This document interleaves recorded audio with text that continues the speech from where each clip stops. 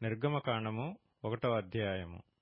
ఐగుప్తులోనికి యాకోబుతో వచ్చిన ఇశ్రాయేలీల పేర్లు ఏవనగా రూబేను, షిమ్యోను, లేవి, యూదా, ఇస్సాకారు, జెబూలూను, బెన్యామీను, దాను, నఫ్తాలి, గాదు, ఆషేరు. వీరిలో ప్రతివాడును తన తన కుటుంబముతో వచ్చెను. యాకోబు గర్భమున పుట్టిన వారందరూ 70 మంది. అప్పటికి యోసేపు ఐగుప్తులో ఉండెను. యోసేపును అతని అన్నదమ్ములందరును ఆ తరము వారందరును చనిపోయిరి.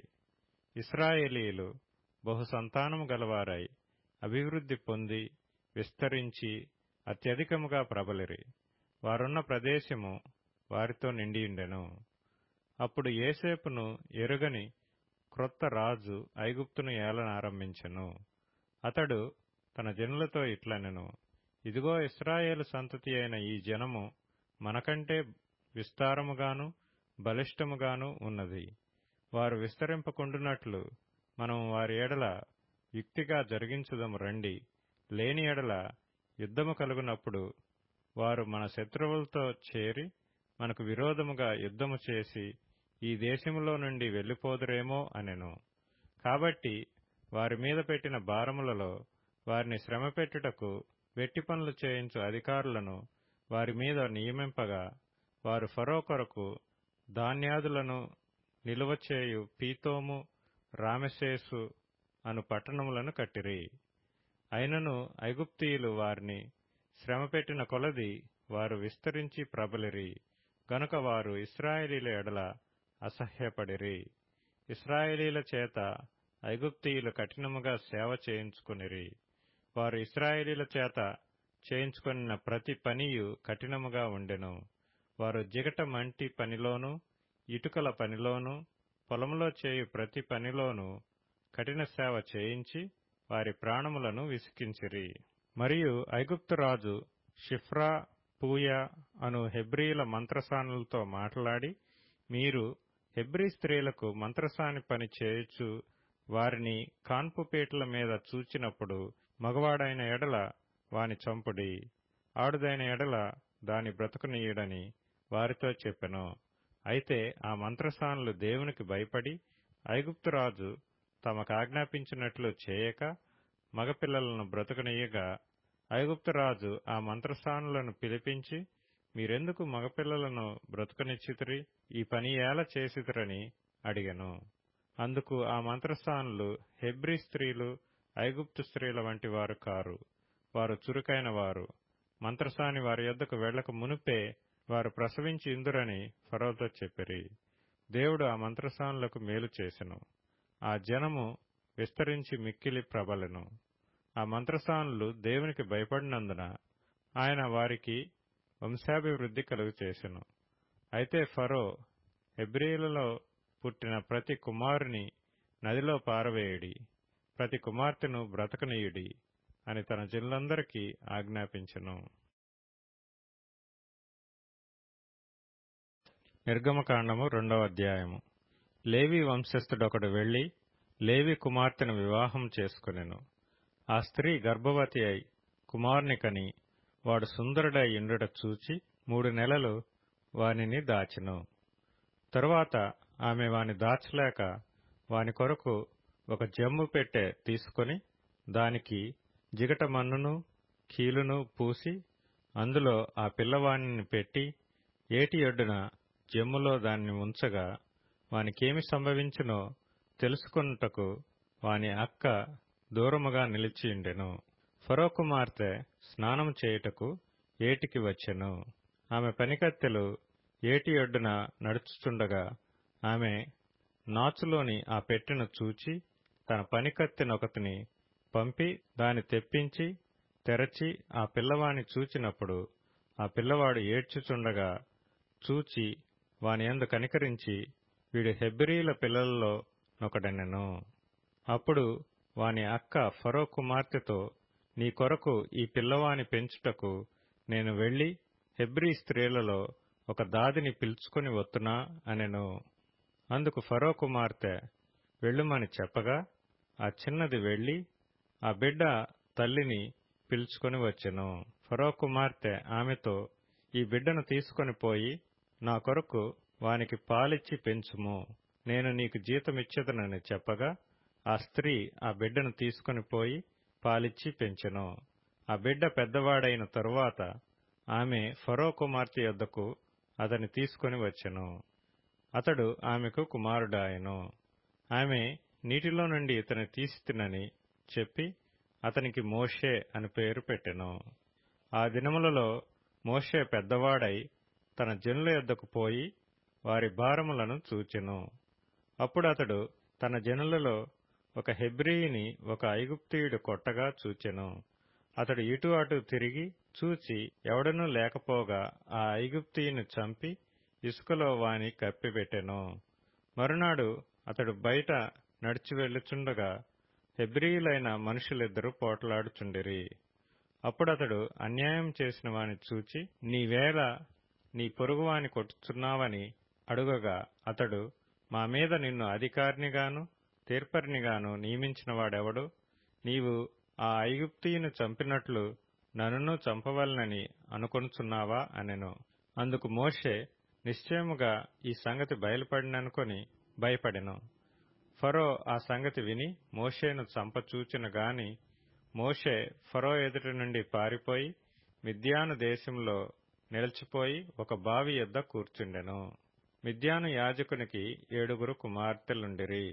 వారు వచ్చి తమ తండ్రి మందకు పెట్టుటకు నీళ్లు చేది తొట్లను నింపుచుండగా మంద కాపరులు వచ్చి వారిని తోలివేసిరి. అప్పుడు మోషే లేచి వారికి సహాయం చేసి మందకు నీళ్లు పెట్టెను. వారు తమ తండ్రి అయిన రగూయేలు నొద్దకు వచ్చినప్పుడు అతడు, నేడు మీరింత త్వరగా ఎట్లు వచ్చితిరనెను. అందుకు వారు, ఐగుప్తీయుడొకడు మందకాపరుల చేతిలో నుండి మమ్మును తప్పించి వడిగా నీళ్లు చేది మన మందకు పెట్టెననగా అతడు తన కుమార్తెలతో, అతడెక్కడా? ఆ మనిషిని ఏల విడిచి వచ్చితిరి? భోజనమునకు అతన్ని పిలుచుకుని రండనెను. మోషే ఆ మనుష్యునితో నివసించుటకు సమ్మతించెను. అతడు తన కుమార్తె అయిన సిప్పోరాను మోషేకిచ్చెను. ఆమె ఒక కుమారుని కన్నినప్పుడు మోషే, నేను అన్యదేశంలో పరదేశినై ఇంటిననుకొని వానికి గెర్షోము అని పేరు పెట్టెను. అలాగున అనేక దినములు జరిగిన మీదట ఐగుప్తు రాజు చనిపోయెను. ఇశ్రాయేలీయులు తాము చేయుచున్న వెట్టి పనులను బట్టి నిట్టూర్పులు విడుచుచు మొరపెట్టుచుండగా తమ వెట్టి పనులను బట్టి వారు పెట్టిన మొర దేవుని యొద్దకు చేరెను. కాగా దేవుడు వారి మూలుగును విని అబ్రాహాము, ఇస్సాకు, యాకోబులతో తాను చేసిన నిబంధనను జ్ఞాపకం చేసుకొనెను. దేవుడు ఇశ్రాయేలీయులను చూచెను. దేవుడు వారి యందు లక్ష్యముంచెను. నిర్గమకాండము 3వ అధ్యాయము. మోషే మిద్యాను యాజకుడైన ఇత్రో అను తన మామ మందను మేపుచు ఆ మందను అరణ్యము అవతలకు తోలుకొని దేవుని పర్వతమైన హోరేబుకు వచ్చెను. ఒక పొద నడిమిని అగ్నిజ్వాలలో యెహోవా దూత అతనికి ప్రత్యక్షమాయెను. అతడు చూచినప్పుడు అగ్ని వలన ఆ పొద మండుచుండెను, కాని పొద కాలిపోలేదు. అప్పుడు మోషే, ఆ పొద ఏల కాలిపోలేదో నేను ఆ తట్టు వెళ్లి ఈ గొప్ప వింత చూచెదననుకొనెను. దానిని చూచుటకు అతడు ఆ తట్టు వచ్చుట యెహోవా చూచెను. దేవుడు ఆ పొద నడుము నుండి మోషే, మోషే అని అతనిని పిలిచెను. అందుకతడు, చిత్తము ప్రభువా అనెను. అందుకాయన, దగ్గరకు రావద్దు, నీ పాదముల నుండి నీ చెప్పులు విడువుము, నీవు నిలిచియున్న స్థలము పరిశుద్ధ ప్రదేశము అనెను.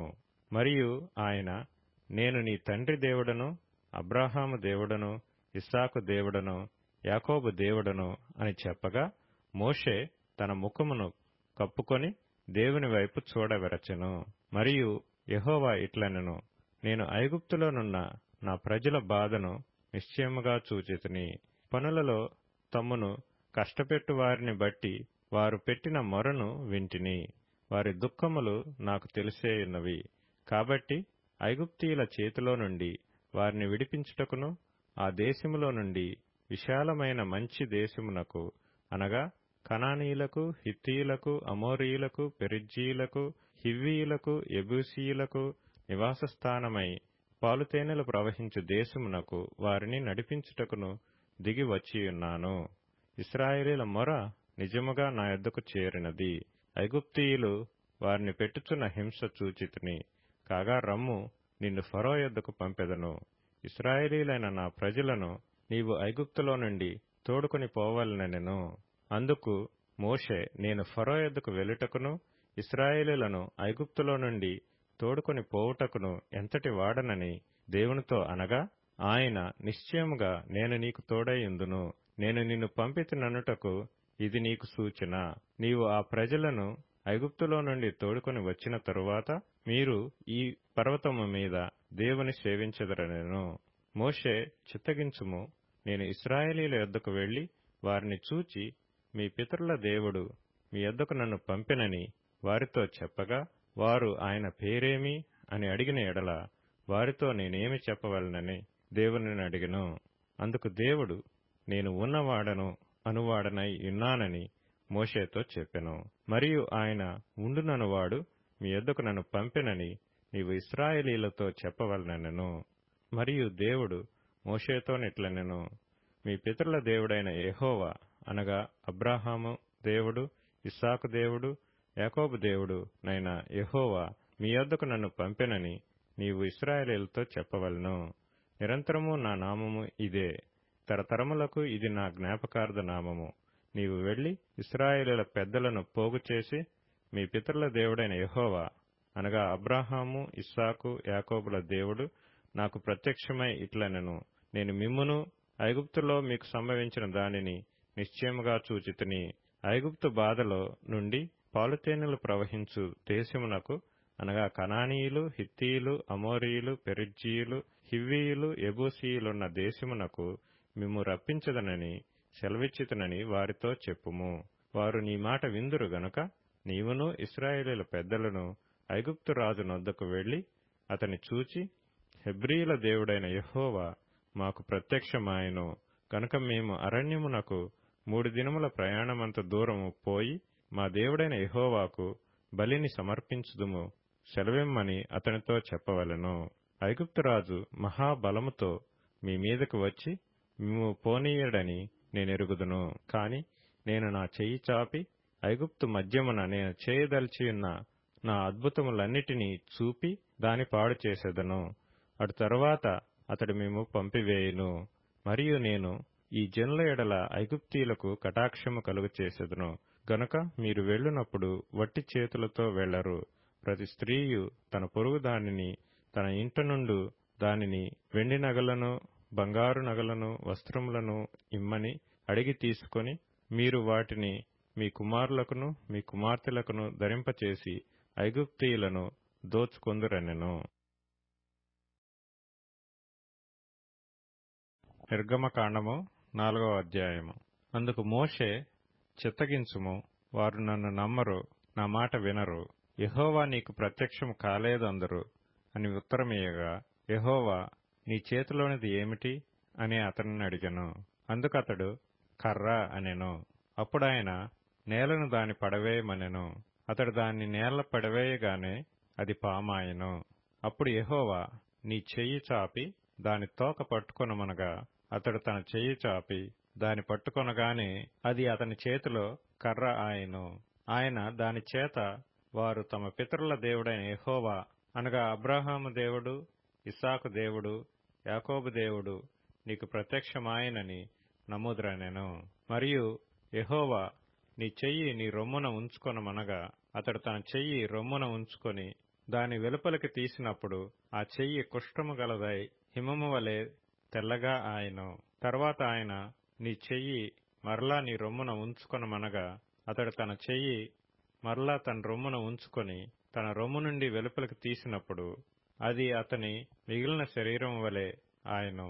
మరియు ఆయన, వారు నిన్ను నమ్మక మొదటి సూచనను బట్టి వినకపోయిన ఎడల రెండవ దాన్ని బట్టి విందురు.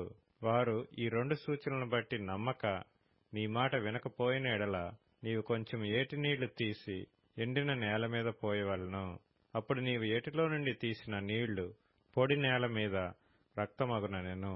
అందుకు మోషే, ప్రభువా, ఇంతకు మునుపైనను నీవు నీ దాసునితో మాట్లాడినప్పటి నుండి అయినను నేను మాట నేర్పరిని కాను, నేను నోటి మాంద్యము నాలుక మాంద్యము గలవాడనని యెహోవాతో చెప్పగా, యెహోవా, మానవునకు నోరిచ్చినవాడు ఎవడు? మూగవానినే గాని, చెవిటివానినే గాని, దృష్టిగలవానినే గాని, గ్రుడ్డివానినే గాని పుట్టించినవాడెవడు? యెహోవానైన నేనే కదా. కాబట్టి వెళ్ళుము, నేను నీ నోటికి తోడైయుండి నీవు ఏమి పలకవలసినది నీకు బోధించెదనని అతనితో చెప్పెను. అందుకతడు, అయ్యో ప్రభువా, నీవు పంపతలంచిన వానినే పంపుమనగా, ఆయన మోషే మీద కోపపడి, లేవీయుడగు నీ అన్నయైన అహరోను లేడా? అతడు బాగుగా మాట్లాడగలడని నేనెరుగుదును. ఇదిగో, అతడు నిన్ను ఎదుర్కొన వచ్చుచున్నాడు. అతడు నిన్ను చూచి తన హృదయమందు సంతోషించును. నీవు అతనితో మాట్లాడి అతని నోటికి మాటలు అందించవలెను. నేను నీ నోటికి అతని నోటికి తోడైయుండి మీరు చేయవలసిన దానిని మీకు బోధించెదను. అతడే నీకు బదులు జనులతో మాట్లాడును. అతడే నీకు నోరుగా నుండును. నీవు అతనికి దేవుడవుగా ఉందువు. ఈ కర్రను చేతపట్టుకొని దానితో ఆ సూచక క్రియలు చేయవలెనని చెప్పెను. అటు తరువాత మోషే బయలుదేరి తన మామయైన యిత్రో యొద్దకు తిరిగి వెళ్లి, సెలవైన ఎడల నేను ఐగుప్తులోనున్న నా బంధువుల యొద్దకు మరలా పోయి వారింకా సజీవులై ఉన్నారేమో చూచెదనని అతనితో చెప్పగా, యిత్రో క్షేమముగా వెళ్ళుమని మోషేతో అనెను. అంతట యెహోవా, నీ ప్రాణమును వెదికిన మనుషులందరూ చనిపోయిరి గనుక ఐగుప్తుకు తిరిగి వెళ్ళుమని మిద్యానులో మోషేతో చెప్పగా, మోషే తన భార్యను తన కుమారులను తీసుకొని గాడిద మీద నెక్కించుకొని ఐగుప్తుకు తిరిగి వెళ్ళెను. మోషే దేవుని కర్రను తన చేత పట్టుకొని పోయెను. అప్పుడు యెహోవా మోషేతో ఇట్లనెను, నీవు ఐగుప్తునందు తిరిగి చేరిన తరువాత చేయుటకు నేను నీకిచ్చిన మహత్కార్యములన్నీయు ఫరో ఎదుట చేయవలెను సుమీ. అయితే నేను అతని హృదయమును కఠినపరచెదను, అతడు ఈ జనులను పోనీయడు. అప్పుడు నీవు ఫరోతో, ఇశ్రాయేలు నా కుమారుడు, నా జ్యేష్ఠపుత్రుడు, నన్ను సేవించున్నట్లు నా కుమారుని పోనిమ్మని నీకు ఆజ్ఞాపించుచున్నాను. వాని పంపనొల్లని ఎడల, ఇదిగో నేను నీ కుమారుని నీ జ్యేష్ఠపుత్రుని చంపెదనని యెహోవా సెలవిచ్చుచున్నాడని అతనితో చెప్పుమనెను. అతడు పోవు మార్గమున సత్రములో యెహోవా అతనిని ఎదుర్కొని అతని చంప చూడగా, సిప్పోరా వాడిగల రాయి తీసుకొని తన కుమారునికి సున్నతి చేసి అతని పాదముల యొద్ద అది పడవేసి, నిజముగా నీవు నాకు రక్త సంబంధమైన పెనిమిటి వైతువనెను. అంతటా ఆయన అతనిని విడిచెను. అప్పుడు ఆమె, ఈ సున్నతిని బట్టి నీవు నాకు రక్త సంబంధమైన పెనిమిటి వైతివనెను.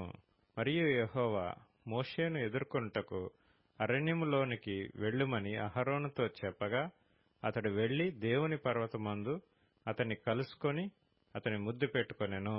అప్పుడు మోషే తన్ను పంపిన యెహోవా పలుకుమన్న మాటలన్నిటినీ, ఆయన చేయనాజ్ఞాపించిన సూచక క్రియలన్నిటినీ అహరోనుకు తెలిపెను.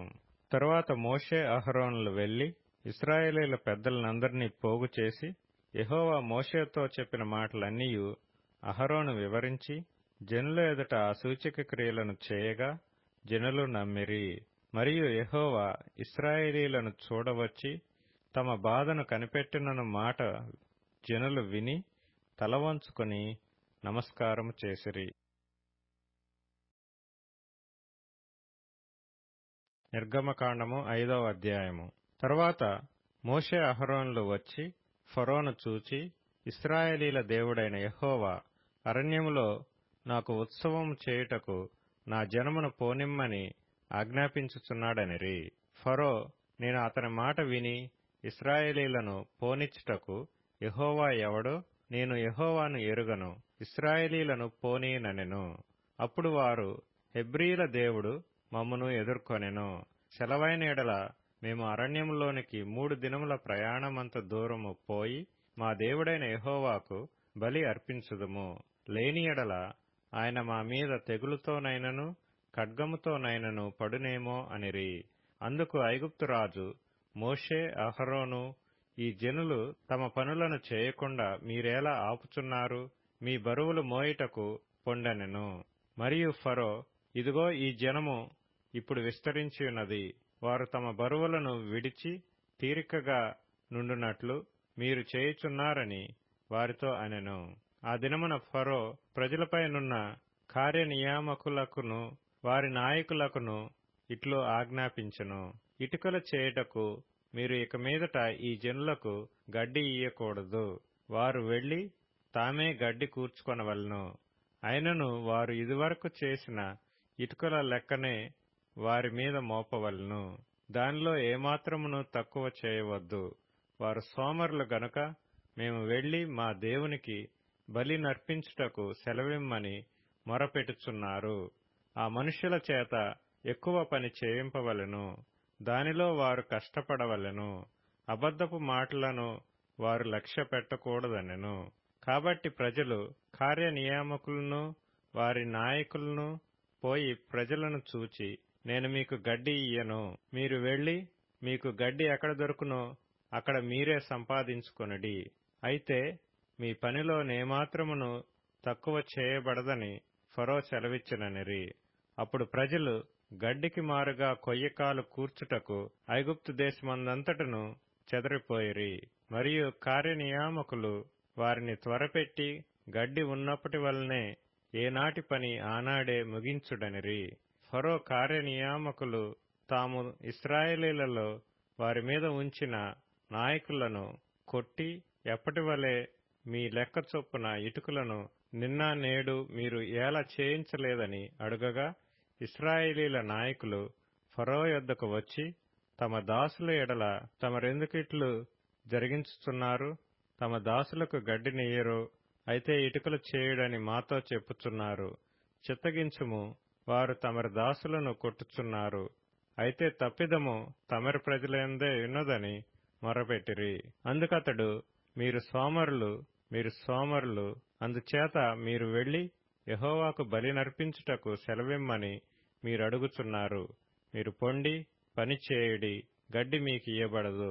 అయితే ఇటుకల లెక్క మీరు అప్పగింపక తప్పదని చెప్పెను. మీ ఇటుకల లెక్కలో నేమాత్రమును తక్కువ చేయవద్దు. ఏనాటి పని ఆనాడే చేయవలనని రాజు సెలవీయగా, ఇశ్రాయేలీల నాయకులు తాము దురవస్థలో పడియున్నట్లు తెలుసుకొనిరి. వారు ఫరో యొద్ద నుండి బయలుదేరి వచ్చుచు తమను ఎదుర్కొంటకు దారిలో నిలిచియున్న మోషే అహరోనులను కలుసుకొని, యెహోవా మిమ్ము చూచి న్యాయము తీర్చునుగాక. ఫరో ఎదుటను అతని దాసుల ఎదుటను మమ్మను అసహ్యులనుగా చేసి మమ్ము చంపుటకై వారి చేతికి ఖడ్గమిచ్చితురని వారితో అనగా, మోషే యెహోవా యొద్దకు తిరిగి వెళ్లి, ప్రభువా, నీవేళ ఈ ప్రజలకు కీడు చేసితివి? నన్నేలా పంపితివి?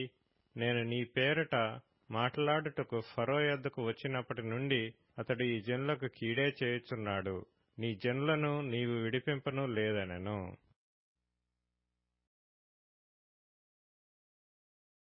కీర్తనల గ్రంథం 15వ కీర్తన. యెహోవా నీ గుడారములో అతిథిగా ఉండదగిన వాడెవడు? నీ పరిశుద్ధ పర్వతము మీద నివసింపదగిన వాడెవడు? యథార్థమైన ప్రవర్తన గలిగి నీతిననుసరించుచు హృదయపూర్వకముగా నిజము పలుకువాడే. అట్టివాడు నాలుకతో కొండెములాడడు, తన చెలికానికి కీడు చేయడు, తన పొరుగువాని మీద నింద మోపడు. అతని దృష్టికి నీచుడు అసహ్యుడు.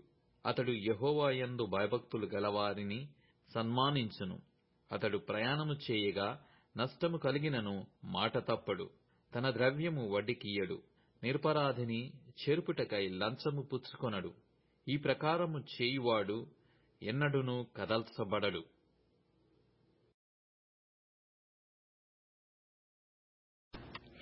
మత్తయి సువార్త 19వ అధ్యాయం. యేసు ఈ మాటలు చెప్పి చాలించిన తరువాత గలిలయ నుండి యోర్దాను అద్దరినున్న యూదయ ప్రాంతములకు వచ్చెను. బహు జనసమూహములు ఆయనను వెంబడింపక ఆయన వారిని అక్కడ స్వస్థపరచెను.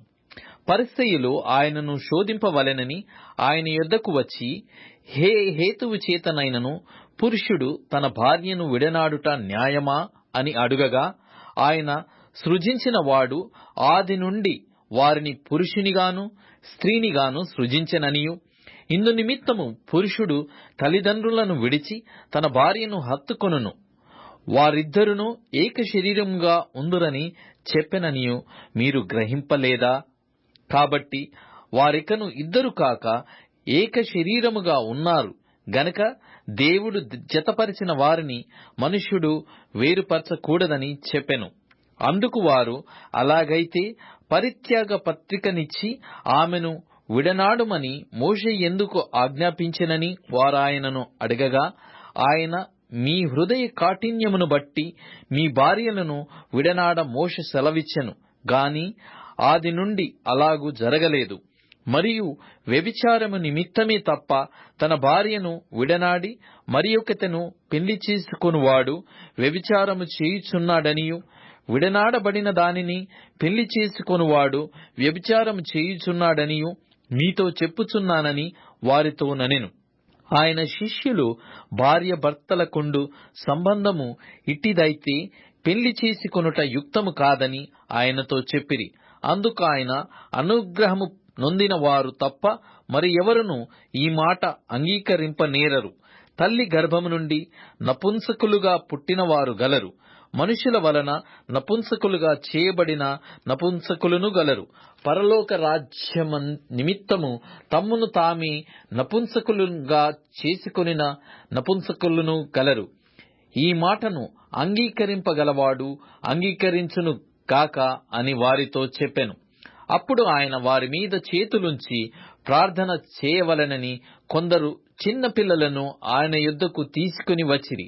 ఆయన శిష్యులు తీసుకుని వచ్చిన వారిని గద్దింపగా, యేసు, చిన్నపిల్లలను ఆటంకపరచక వారిని నా యొద్దకు రానీయుడి, పరలోక రాజ్యము ఇలాంటి వారిదని వారితో చెప్పి వారి మీద చేతులుంచి అక్కడి నుంచి లేచిపోయెను.